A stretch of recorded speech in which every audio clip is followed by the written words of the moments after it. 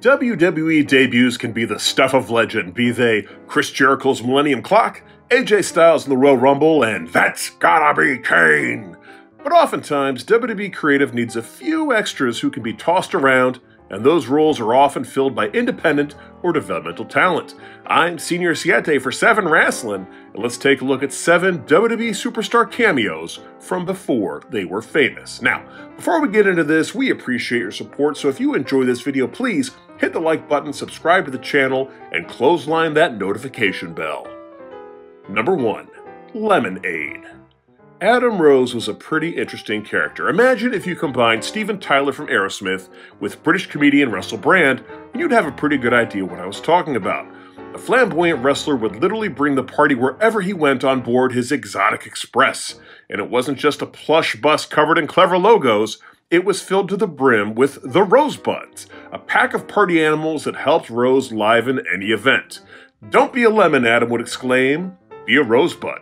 And you may be surprised to learn that this pack of merrymakers is where some of the biggest names in the industry got their start. Names like The Man Becky Lynch, Elias, Braun Strowman, Mia Yim, Nikki Cross, Scarlett, Ruby Riott, Alexa Bliss, and Zelina Vega would all don wacky outfits and prance their way around the ringside area. And hilariously, it was in one of these segments where Vince McMahon first noticed the giant Braun Strowman in a pack of goofballs. Upon seeing this, he angrily exclaimed, "Who is that and why the f is he doing that?" See? And now Braun has an exotic express of his own. Number 2. Security, please. You can't have a pro wrestling show unless you have some fake security guards to throw around. And some of the gentlemen who have donned the security blues have gone on to do some pretty big things. For example, Cesaro and EC3 worked security for Shawn Michaels and Triple H. Johnny Gargano protected Michael Cole. Keith Lee was roughed up by Triple H. Sheamus also had a tough time with Triple H. Jeez, that guy's a jerk. Braun Breaker helped keep the peace between Adam Cole and Kyle O'Reilly. Here's MVP keeping Kurt Angle safe. And in one famous instance, an AEW feud was set up when Samoa Joe checked a young MJF. They'd have a callback to that years later. And in a mega callback, LA Knight provided security for a segment between CM Punk and Kevin Nash all the way back in 2011, which is weird because Punk has provided some security himself. Number 3. Cena Mafia Punk. The main event for WrestleMania 22 was a showdown between the established veteran Triple H and the new face of the company, Jonathan Cena. And for some reason, totally out of the blue, both men had insane ring entrances. Things started off weird with look at Triple H looking like he's about to mess up Skeletor and Trapjaw. Oh, maybe he already has. This isn't out of the ordinary now, but for those of you who weren't around back then, know that this was really extreme. Back then, the flashiest WrestleMania entrants were, glass breaking or a band playing into the ring or maybe a zip line. But outside of The Undertaker and his merry monks, nobody was doing anything like this. So, not to be outdone, John Cena's entrance was prefaced by a group of pinstripe suit-wearing mobsters driving to the ring. And sure enough, one of those mobsters was none other than Cena's future nemesis, CM Punk. Although, how they expect us to believe that a straight-edge guy wouldn't support Prohibition makes absolutely no sense. Number 4. The Liechtenstein Heavyweight Champion.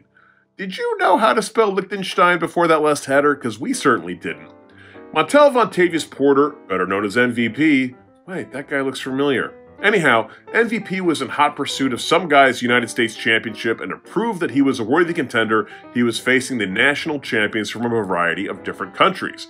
And one of those champions so happened to be Cedric von Hausen from Liechtenstein. Oh, and quick aside, how hard is it to be the champion of Liechtenstein? They only have like 40,000 people there. Nevertheless, MVP would invite Van Hausen to the ring, hit him with a cheap shot clothesline, and proceed to wipe the mat with the proud Liechtensteinian. Liechtensteinian? That's right. That's right. You're probably getting where we're going with this. Our poor abused Herr Van Hausen was actually none other than future security guard, future NXT legend, and current member of DIY, Johnny Mr. Wrestling Gargano.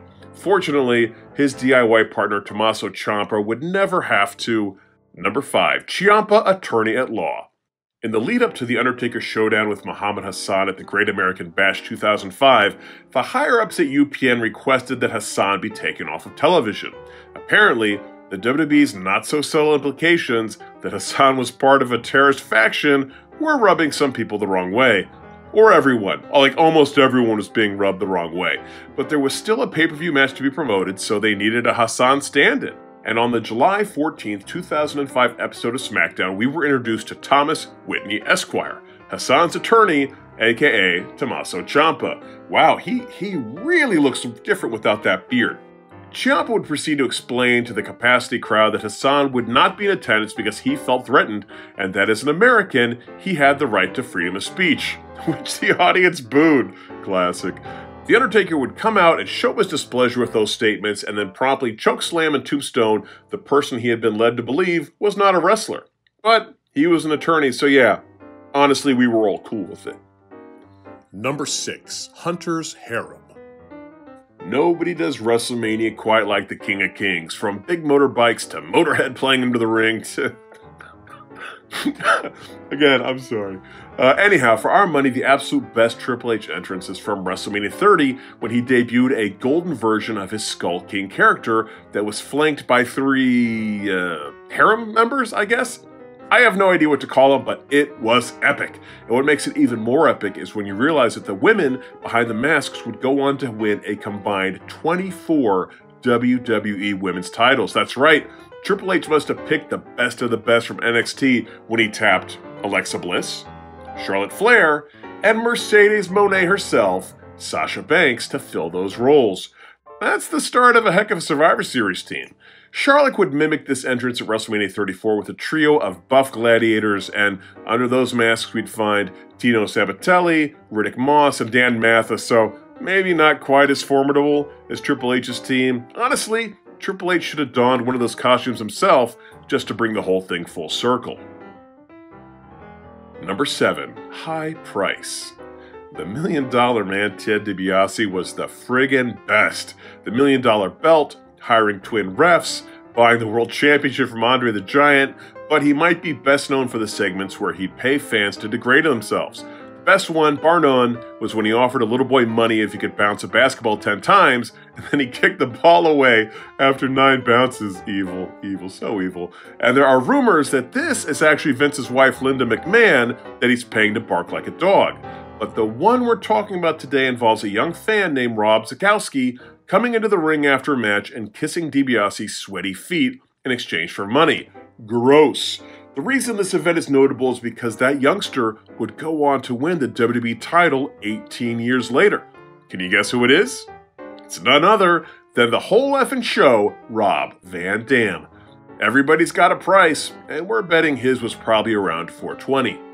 Well, there's our list. Did we forget any other pre-famed WWE cameos? If so, please leave them in the comments section below. Also, like this video, subscribe to the channel, and rock bottom that notification bell. Until next time, I'm Senior Siete for Savin Wrestling saying bye-bye.